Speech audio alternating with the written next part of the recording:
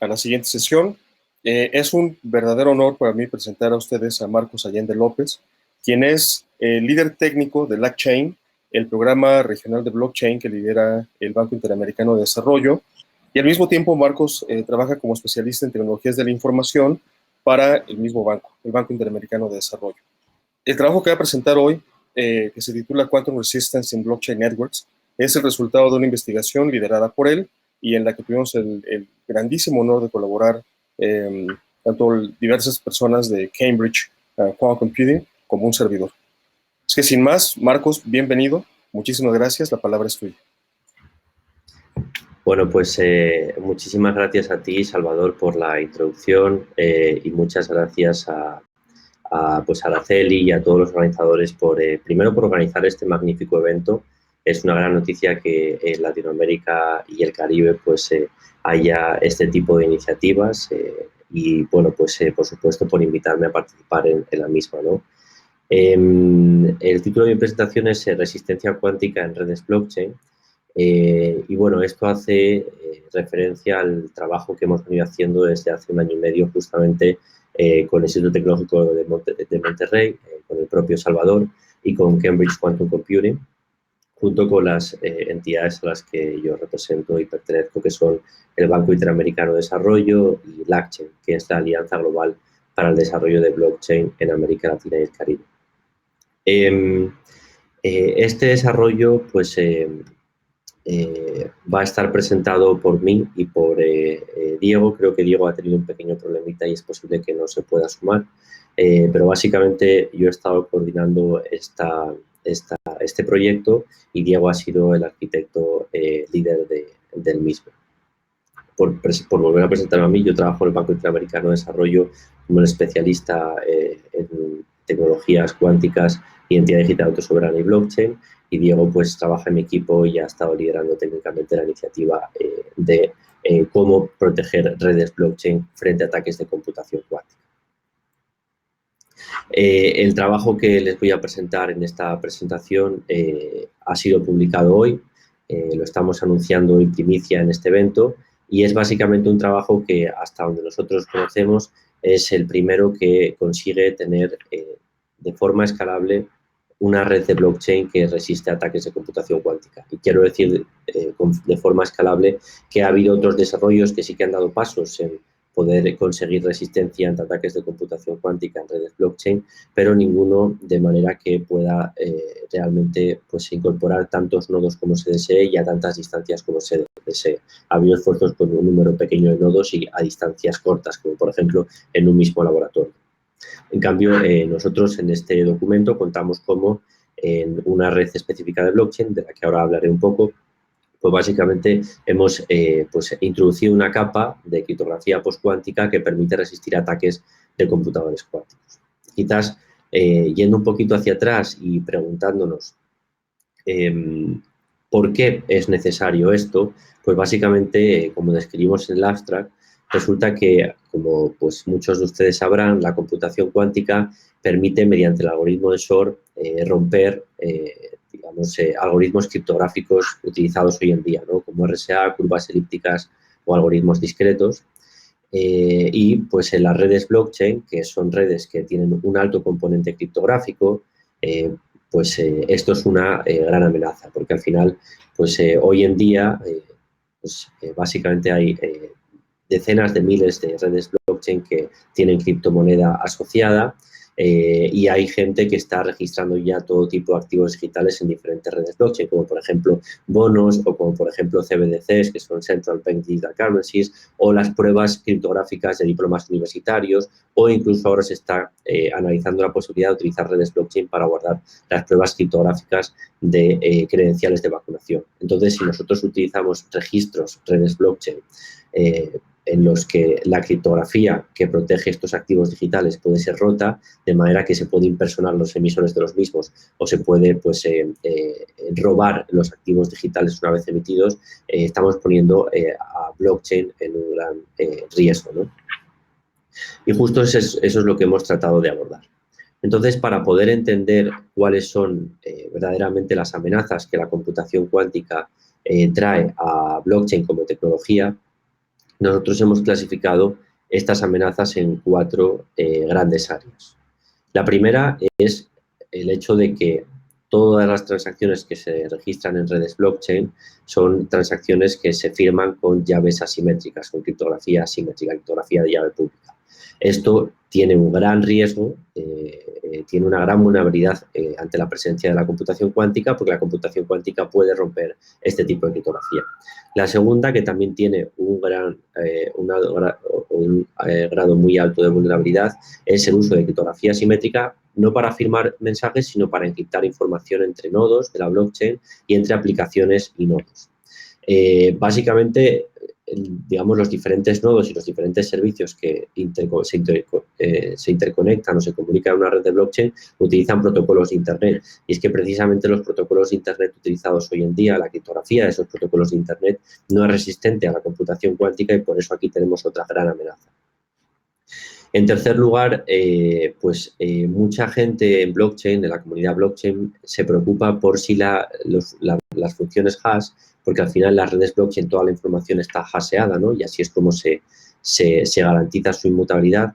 Pues mucha gente se pregunta si hay posibilidad de revertir funciones hash o, digamos, códigos hash con computación cuántica. La respuesta es que en principio no hay ninguna ventaja frente a la computación clásica porque no hay ningún algoritmo que se haya diseñado cuántico que pueda correr en computadoras cuánticas y que ofrezca ventaja ante los algoritmos que corren ya en computadoras clásicas y que son pues mejoras mínimas de lo que viene siendo fuerza bruta.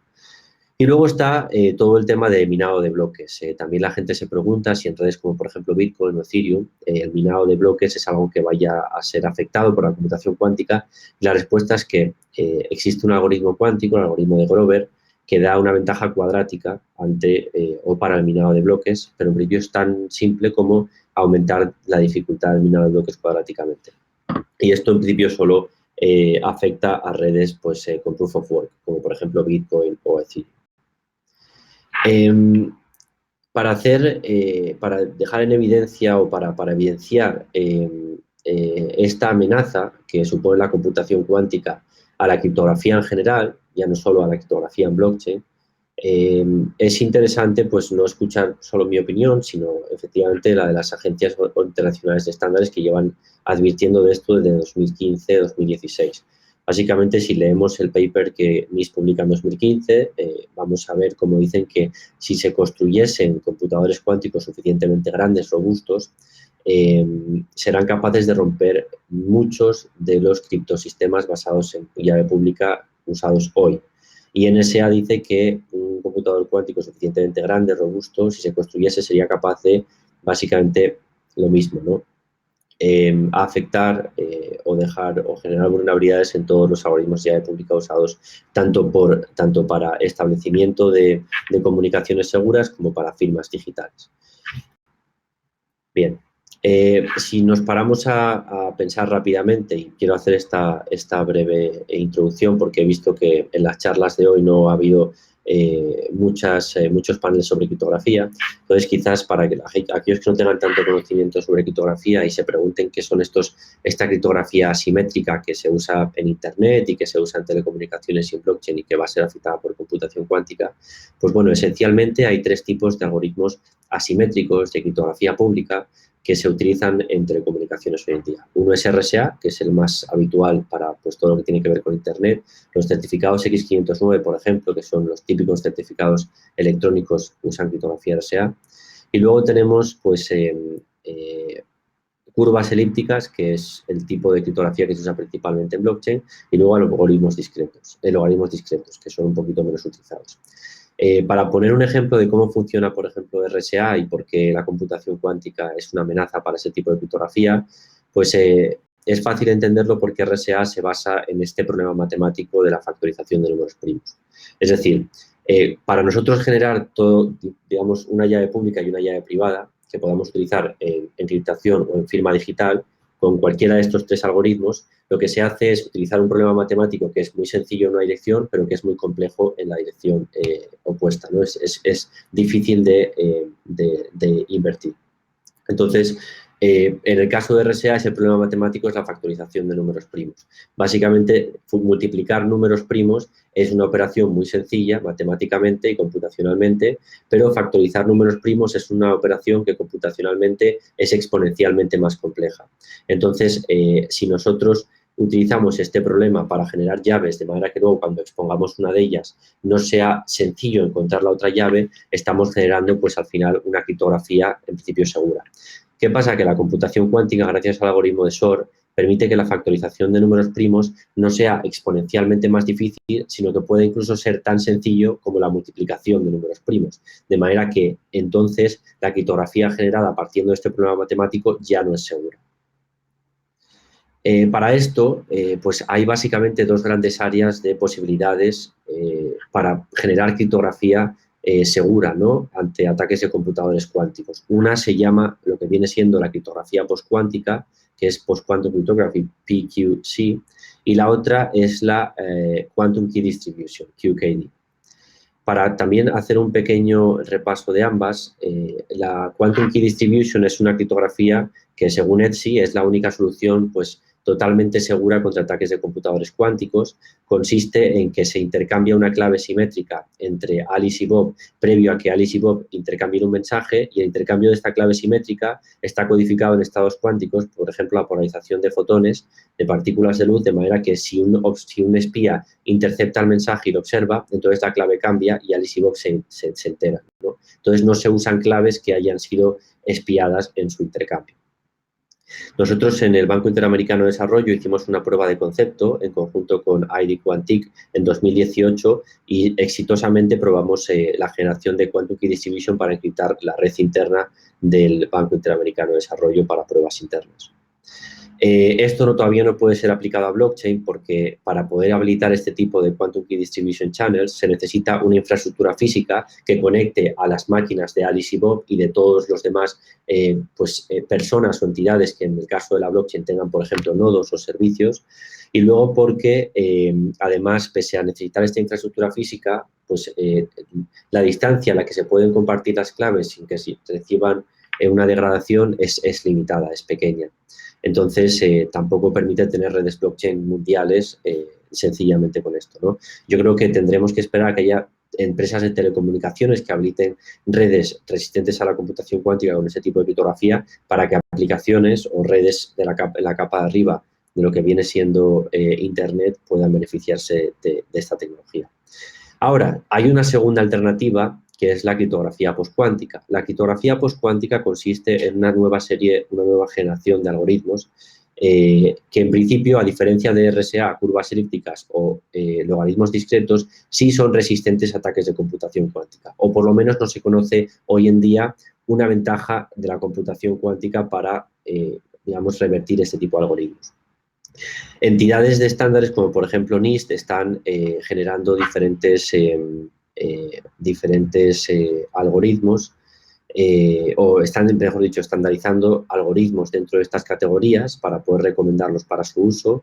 El IETF también ha propuesto un par de algoritmos hace no mucho y bueno, y al final pues cuando todo esto se acabe de normalizar, pues habrá que actualizar los estándares de firma digital y encriptación, ¿no?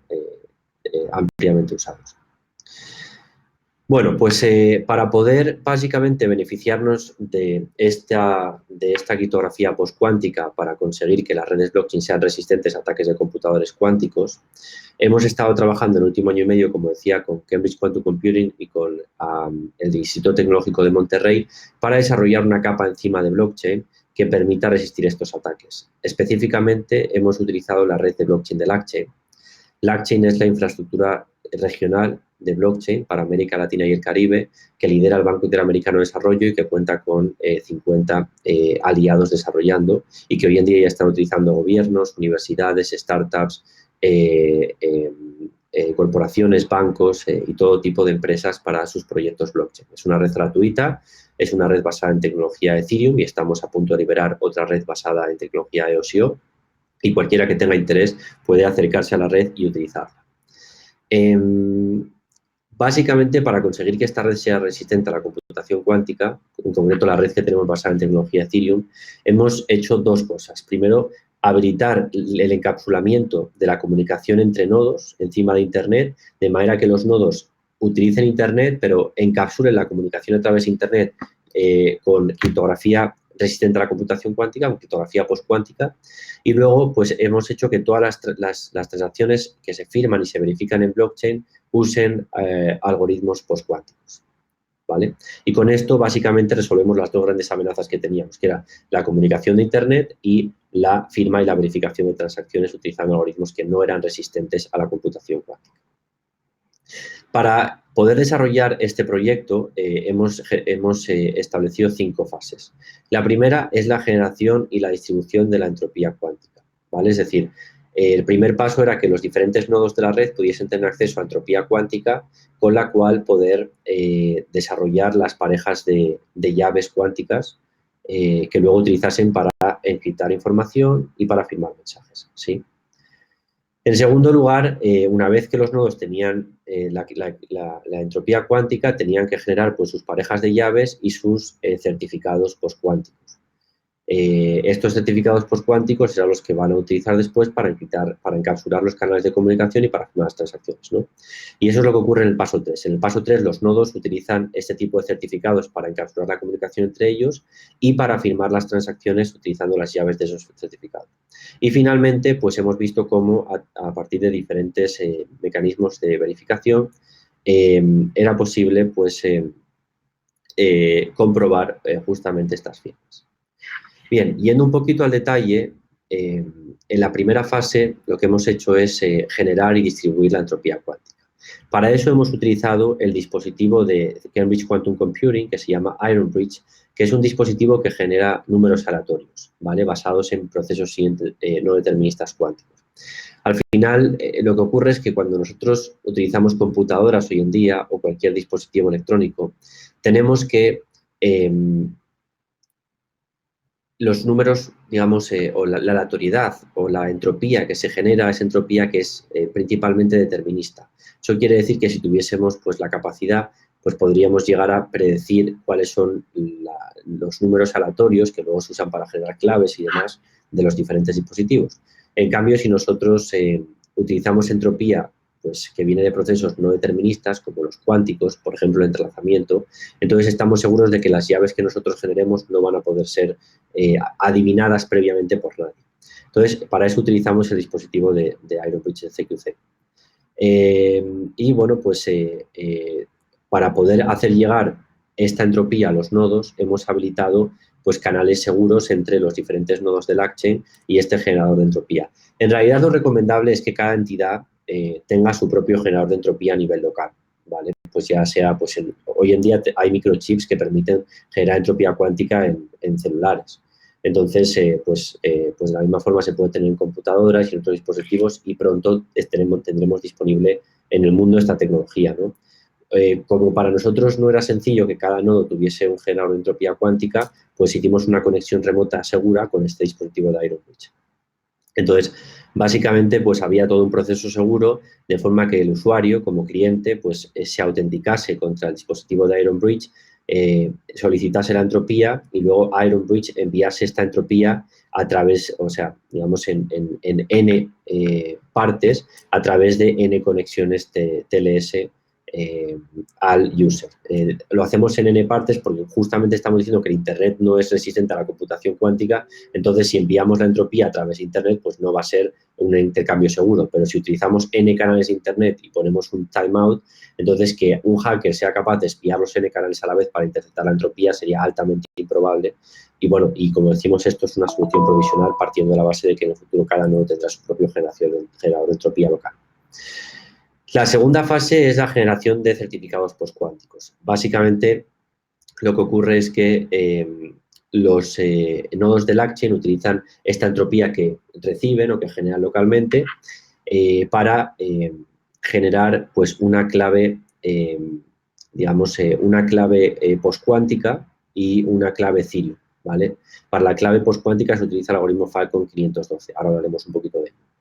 Después, lo que ocurre es que los nodos del LACChain envían un request a una autoridad certificadora dentro de la red para que certifique pues, sus claves Ethereum y postquantum La entidad certificadora verifica el request y envía un certificado 609 modificado de manera que incluye la clave postcuántica, la clave postcuántica y la clave Ethereum. Y finalmente la entidad certificadora además registra esta emisión y estas llaves públicas en la red de blockchain, ¿vale? Hemos utilizado Falcon por una cuestión de la longitud de las llaves. O sea, básicamente consideramos Falcon y Dilithium y nos hemos quedado con Falcon porque era la que tenía una longitud menor de todo lo que son pues, la longitud de las llaves y las firmas, ¿no? Luego, para poder entender gráficamente este proceso pues, que acabo de escribir, pues básicamente tenemos el aplicante. El aplicante lo que hace es, pues, presenta a la entidad certificadora un certificado 609 tradicional, ¿vale? Que permite identificar y certificar quién es el aplicante como entidad dueña de un nodo, y luego, pues, el CSR asociado a la pareja de claves postcuánticas y el CSR asociado a la pareja de llaves Ethereum. Un CSR es un Certificate Signing Request que permite comprobar que el aplicante está al control de esa llave, ¿no? Entonces, con todo esto, la CA verifica la información, la CA es el Action Permission Committee, entonces le genera todo lo que es el registro on-chain y le devuelve el certificado postcuántico con estas dos llaves incluidas. Vale, en la fase 3 tenemos que entonces los nodos ya tienen este tipo de certificados y lo que hacen es utilizarlos para encapsular la comunicación. Entonces lo que hacen es básicamente generar un túnel TLS utilizando estos certificados antes de establecer cualquier otra conexión comunicación. Entonces, utilizando estos certificados, las llaves postcuánticas de estos certificados, es posible generar un túnel, lo que llamamos postcuánticos, a través del cual se intercambia la información entre los nodos, ¿no? De manera que no es posible hacer un man in the middle attack y, por tanto, acceder a la información que se intercambia entre los nodos y poder llegar a eliminarla o a modificarla. Bien, el paso 4 consiste en la firma de las transacciones utilizando estas firmas postcuánticas, ¿vale? En principio, como decía antes, en redes blockchain, particularmente en Ethereum, que es la tecnología que hemos utilizado, las firmas de transacciones se hacen con curvas elípticas, concretamente con ECDSA, el algoritmo de ECDSA. Este algoritmo no es resistente a ataques de computación cuántica. Entonces, básicamente, lo que tenemos es que hemos introducido un mecanismo mediante el cual los nodos firman las transacciones tanto con su firma nativa del protocolo blockchain, que es la ECDSA, como con otra firma adicional postcuántica. De manera que si alguien fuese capaz de tener una computación cuántica, una computadora cuántica suficientemente robusta y ser capaz de encontrar la llave privada ECDSA, aún así, para poder impersonar el mensaje, para poder robar el activo, va a tener que también probar control sobre la firma postcuántica. Son dos firmas. Entonces, pues eso es lo que hemos hecho. Para eso hemos diseñado un mecanismo en LangChain en el cual se construyen unas metatransacciones desde las transacciones originales. Esto es un tema muy particular de blockchain y por si hay alguien, digamos, con conocimiento profundo sobre blockchain, pues al final lo que ocurre es, pues tenemos una aplicación externa que le envía la información al nodo escritor. El nodo escritor lo que hace es básicamente como que certifica cuánticamente la transacción, como que la firma cuánticamente, la envía a la red. Esto pasa por un contrato que hace una verificación y la envía al contrato final, ¿sí? Y luego, pues, lo que queríamos finalmente es poder verificar las firmas también on-chain. Entonces, para eso, pues, hemos desarrollado 3 mecanismos para poder hacer esta verificación, ¿vale? El primero es desarrollar un código en el contrato inteligente, es decir, desarrollar un contrato inteligente que tenga el código que permita hacer la verificación en el contrato inteligente. Esto no era algo sencillo porque requería hacer todo este desarrollo, el proceso de verificación, en Solidity, que es el lenguaje que utiliza los contratos inteligentes en Ethereum, y era algo pues complejo. Es un trabajo que lideró Cambridge Quantum Computing y que les reconocemos enormemente como parte de la contribución. Y después, básicamente, las otras 2 opciones eran, en primer lugar, modificar lo que sería la máquina virtual de los nodos Ethereum, de manera que en la propia máquina virtual se pudiese hacer la verificación, ¿no? Como codearlo en duro, modificando pues en la librería liboqs. Y luego la tercera opción era desplegar como un contrato inteligente, lo que se llama precompilado, que es básicamente como que modificar lo que serían las reglas de la red para introducir un contrato inteligente que se define como precompilado y que básicamente permite que el costo de verificación de ciertas funciones o el costo de la llamada a ciertas funciones al contrato inteligente que permiten verificar las firmas postcuánticas y que en el contrato en el primer caso en Solidity, pues requieren pues un gran consumo de recursos en la red, pues esto permite que el consumo de recursos en la red sea menor. Bien, entonces pues aquí también tenemos digamos un diagrama del proceso de la primera fase, ¿no? Pues básicamente con Solidity se programa la verificación, pues esto, digamos, se hace una llamada a la máquina virtual verifica y te devuelve si la firma postcuántica es válida o no. Como comentaba, al final, pues el problema de implementar estas cosas on-chain es que estos procesos de verificación de firmas postcuánticas son procesos muy complejos y computacionalmente costosos. Entonces, lo que nosotros hemos visto es que, de hecho, el costo en gas, para los que conocen el concepto de gas, que es la dificultad computacional dentro de redes Ethereum, es extremadamente alto y vemos que para pues, unas llaves de este tipo de tamaño en bytes, pues el coste es de varios millones de unidades de gas. Esto está por encima de lo que, por ejemplo, los bloques en la red pública, en la red mainnet de Ethereum, soportan, ¿no? O sea que necesitaremos más gas del que se puede consumir en todo un bloque de la red de Ethereum para poder llegar a procesar estas transacciones. Entonces, esto lo que nos lleva es a hacer una evaluación de estas tres soluciones y llegar a la conclusión de lo siguiente. Estas tres soluciones que hemos desarrollado funcionan y son válidas y permiten pues, la red de LangChain tener efectivamente una capa que resista ataques de computación postcuántica, pero para poder llevar esto a escenarios de cualquier tipo de red basada en Ethereum o incluso de cualquier tipo de red blockchain, es necesario poder incorporar a nivel de protocolo y no una capa superior este tipo de verificaciones, de manera que se reduzca el costo de gas que tiene asociado, es decir, se reduzca la capacidad computacional que tiene asociada y, por tanto, pueda pues, realizarse este tipo de comprobaciones para cualquier transacción que se registre en la red, ¿no? Entonces, como conclusión, es decir que en este trabajo que hemos realizado, pues en primer lugar hemos identificado cuáles son las amenazas a redes blockchain presentadas por la generación de computadoras cuánticas robustas. En segundo lugar, hemos propuesto y desarrollado, implementado una solución de una capa de criptografía postcuántica encima de la red. En tercer lugar, estamos ahora proponiendo a la comunidad pues este tipo de desarrollos para poder implementarlo de manera escalable en todo tipo de redes. Y finalmente hemos publicado este documento hoy que estamos anunciando con todo el placer en este panel.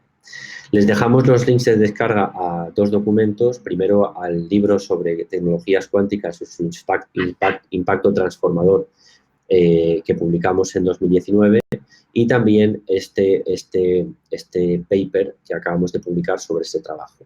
Voy a hacer un poquito de tiempo deteniéndome aquí para que puedan escanear los QRs si están interesados y para volver a reconocer pues toda la contribución, tanto del Instituto Tecnológico de Monterrey, representado por el doctor Salvador, que tuvo pues el honor de ser introducido por él en esta charla y que, pues para los que no lo conozcan, es una referencia no solo en Latinoamérica y en el Caribe, sino en todo el mundo en cuestiones de física cuántica, de simulación cuántica específicamente, y que tenemos el gran honor de que haya participado con nosotros en ese trabajo, y también de Cambridge Quantum Computing, que es una de las entidades líderes en la generación de todo lo que tiene que ver con entropía cuántica y criptografía postcuántica en el mundo.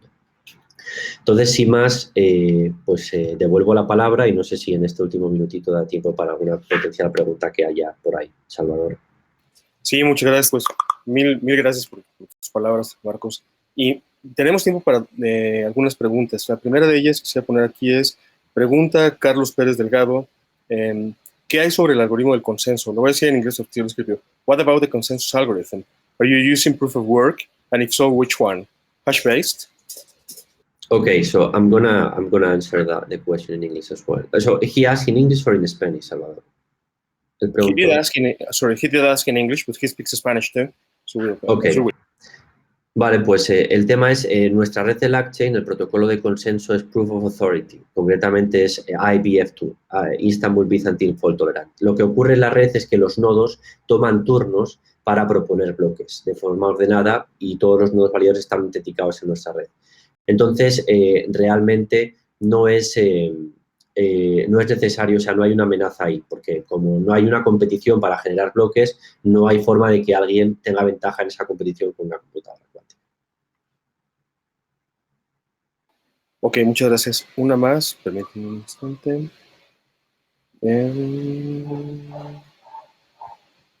Pregunta Rodolfo Bonín. ¿Se han hecho pruebas de resistencia cuántica sobre blockchains populares como... Ay, perdón, se movió ahorita. Sobre blockchains populares como BTC, ETH, Cardano, etcétera? Bueno, que yo sepa, nosotros en nuestro paper hacemos referencia a algunos trabajos, principalmente sobre la red Ethereum, ¿no? Perdón, sobre la red Bitcoin, donde hay gente que ha estimado ya hace 2, 3 años cuál sería el número de qubits necesarios para poder romper la criptografía de Bitcoin y cuándo podrían estar listos. En principio, todos estos trabajos son bastante preliminares y como no hay computadores cuánticos listos, no se puede hacer un ataque para probar que efectivamente son vulnerables. Entonces, son trabajos bastante teóricos y, como digo, no hay tanto. De hecho, nosotros siempre venimos defendiendo que en la comunidad blockchain no se ha prestado suficiente atención a los ataques de computadores cuánticos, ¿no? Y por eso este trabajo que estamos haciendo estamos tratando de que se socialice también dentro de la comunidad. Muy bien. Y por último, bueno, ya se nos acabó el tiempo, perdón. Hay algunas otras preguntas sobre criptomonedas, pero si te parece bien, pues te paso las preguntas y contestamos después a ellas. Con gusto, sí. Y cualquier persona interesada, por favor, que me contacte, que nos contacte y le podemos dar más información y también les invito a que se puedan leer la publicación. Muchas gracias de nuevo, Salvador, y muchas gracias a Araceli y a los organizadores por invitarme. Gracias a ti. Acabo de compartir en el chat las ligas de las dos publicaciones, entonces bueno, ya las tienen ahí también. Gracias. Muy bien. Gracias. Hasta luego.